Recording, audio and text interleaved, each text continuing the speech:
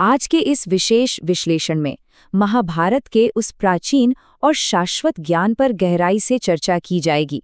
ये सिर्फ एक पुरानी कथा नहीं है, बल्कि आज ये समझना है कि कैसे गीता के ये काव्य छंद आधुनिक जीवन के लिए बेहद व्यावहारिक और सटीक सबक पेश करते हैं। तो चलिए, बिना किसी देरी के इस विषय में सीधे प्रवेश करते हैं और कृष्ण की सबसे बड़ी सीख को डिकोड करते हैं। अब इस मुख्य विचार को अगर ध्यान से देखा जाए तो एक बात बिल्कुल साफ हो जाती है। महाभारत की पृष्ठभूमि बेशक कुरुक्षेत्र का एक भयानक भौतिक युद्ध है, लेकिन सच तो ये है कि सबसे कठिन लड़ाइयाँ बाहर नहीं बल्कि मन के भीतर लड़ी जाती हैं। यही विचार इस पूरी स्रोत सामग्री की असल नींव है।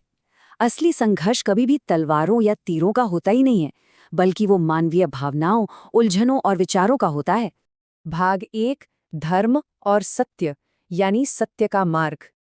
अक्सर धर्म को केवल एक निष्क्रिय विश्वास मान लिया जाता है, लेकिन मूल पाठ के अनुसार ऐसा बिल्कुल नहीं है। धर्म की राह पर चलने का सीधा सा अर्थ है सत्य के लिए सक्रिय रूप से कष्ट सहना।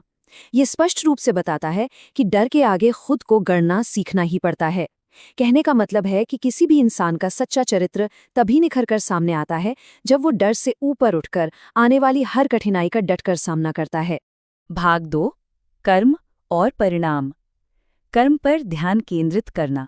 जीवन में कई बार ऐसा होता है जब मन में गहरा अंधेरा छा जाता है, और ऐसे समय में अपना कर्म कभी नहीं भूलना चाहिए।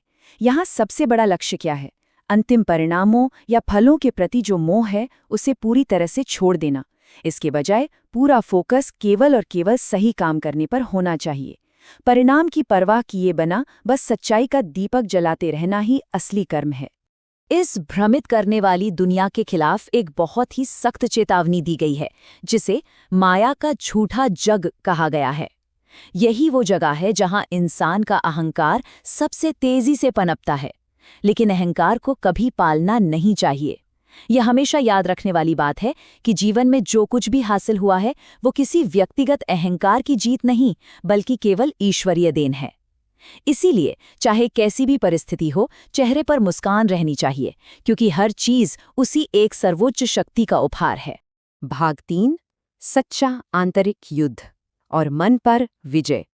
अगर भौतिक दुश्मनों से लड़ने और मन के आंतरिक अंधेरे का सामना करने के बीच तुलना की जाए तो एक बहुत ही दिलचस्प अंतर सामने आता है।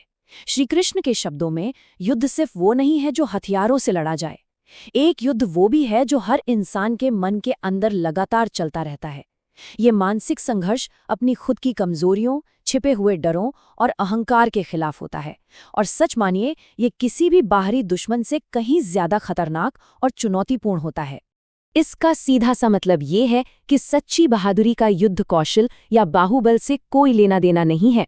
असली वीरता तो व्यक्तिगत चिंताओं और आशंकाओं पर विजय प्राप्त करने में छिपी है। असल में वही व्यक्ति सच्चा वीर कहलाने का हकदार है जिसने अपने मन के भीतर बैठे डर को पूरी तरह से हरा दिया हो। ये वीरता की एक ऐसी दमदार परिभाषा है जो ताकत के सारे बाहरी मापदंडों को पूरी तरह से खारिज कर देती है।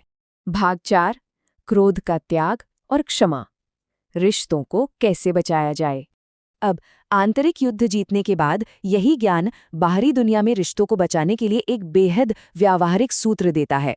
अगर प्रेम और संबंधों को बचाना है तो सबसे पहला कदम है क्रोध को अपनी जिंदगी से पूरी तरह दूर भगाना।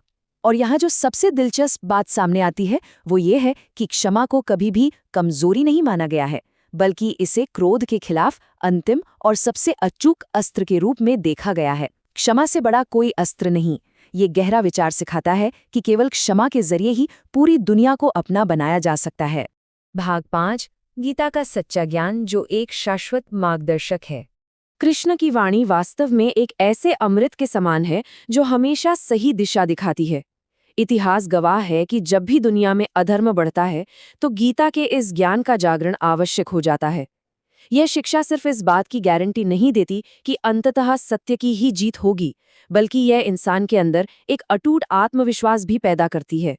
जो कोई भी इस ज्ञान को गहराई से अपना लेता है, उसके लिए यह ज्ञान एक बेहद मजबूत नाव की तरह काम करता है, जो जीवन के सबसे खतरनाक और उथल-पुथल भरे तूफानों के पार इंसानियत को सुरक्षित ले जाती है।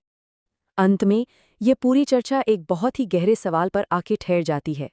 क्या आज का समाज इस काव्य ज्ञान को केवल एक प्राचीन ग्रंथ मानकर छोड़ने के बजाय रोजमर्रा के हर एक छोटे बड़े फैसले में इसे अपनी मार्गदर्शक शक्ति बना सकता है? क्या वास्तव में फल की चिंता छोड़कर निस्वार्थ कर्म और सच्चाई का दीपक रोज जलाया जा सकता है? यह एक ऐसा प्रश्न है जो महाभारत के उस प्राचीन कुरुक्षेत्र को सीधे हमारे आज के जीवन से जोड़ देता है। इस गहरे विश्लेषण में शामिल होने के लिए धन्यवाद। उम्मीद है यह प्रस्तुति जीवन को देखने का एक नया नजरिया देने में सफल रही होगी।